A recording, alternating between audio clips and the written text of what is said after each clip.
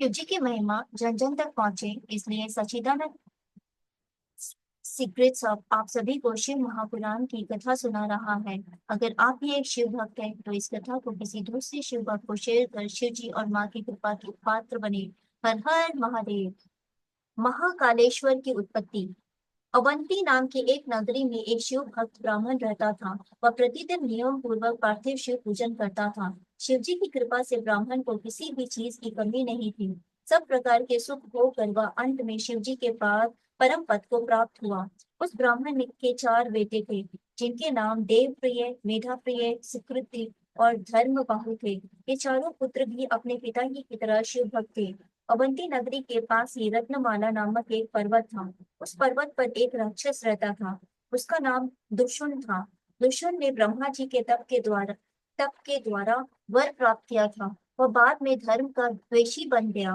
वह धर्म की अवहेलना और देवताओं को पीड़ित करने लगा। अपने बल और पराक्रम से दोनों लोगों को जीत लिया। एक दिन वह राक्षस अवंतीपुर में आ गया। उसने अपने चार प्रमुख दानवों को बुलाकर आदेश दिया, मैंने अपने बल से त्रिलोकी को अपने वश में कर लिया है, परंतु शिव भक्त ब्राह्मण मेरे अधीन नहीं हो पा रहे हैं। अतः तुम चारों समस्त ब्राह्मणों को एकत्र करो। उन्हें बताओ कि अब उन्हें मेरी आज्ञा के अनुसार चलना होगा, नहीं तो उन्हें दंड देकर मेरी शरण शरण में ले आओ। वे चारों दानव दूर दूर तक उपद्रव मचाने लगे। प्रजाजन दुखी होने लगे, परंतु ब्राह्मणों पर उनका कोई प्रभाव नहीं पड़ा। प्रजा प्रजा के लोग ब्राह्मणों के पास आकर प्रार्थना करने लगे। प्रजाजन ब्राह्मणों से बोले, हम आपकी शरण में हैं। ना मालूम ये दानव दुराचारी कहाँ से आकर उपद्रव मचा रहे हैं। इन्होंने बहुत से मनुष्यों को मौत के घाट उतार दिया है।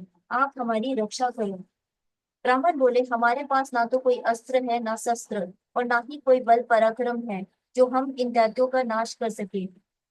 हम सब ब्राह्मण तो भगवान भोलेनाथ का आश्रय लेकर ही यहाँ रह रहे हैं। वे ही हमारी रक्षा करते हैं। इतना कहकर सब ब्राह्मण नियम पूर्वक शिव जी का पूजन करने में लग गए। इतने में चारों दैत्य वहां आ गए।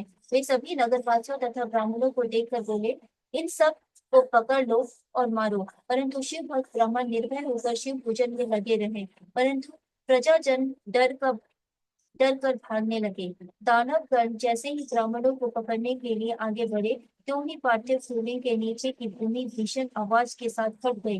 इसके बाद भयंकर शब्द करते हुए भगवान शिव जी प्रकट हो गए।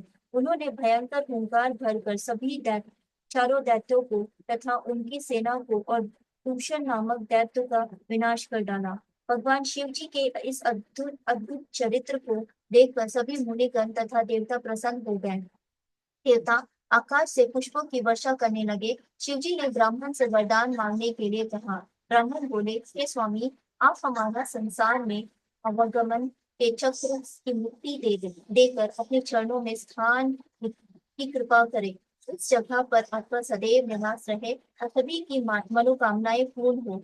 भगवान शिव तथास्तु कहकर स्वयं महाकालेश्वर के नाम से वहां विराजमान हो गए। ये महाकालेश्वर भगवान सभी दर्शनार्थियों के दुखों को दूर करते रहते हैं तथा पूजन करने पर सभी पापों का नाश करके सभी की मनोकामनाएं पूर्ण करते हैं।